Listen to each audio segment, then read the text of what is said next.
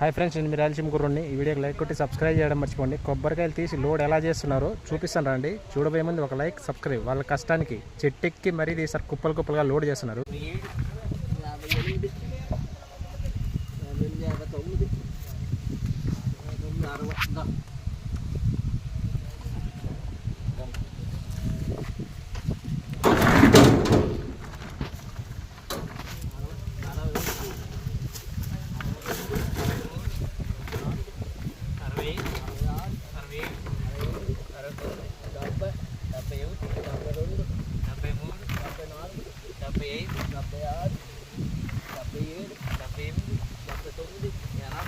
చూశారు కదా, ఆ కాయ వచ్చేసి 5 రూపాయలు అనమాట, గోదావరి జిల్లాలో.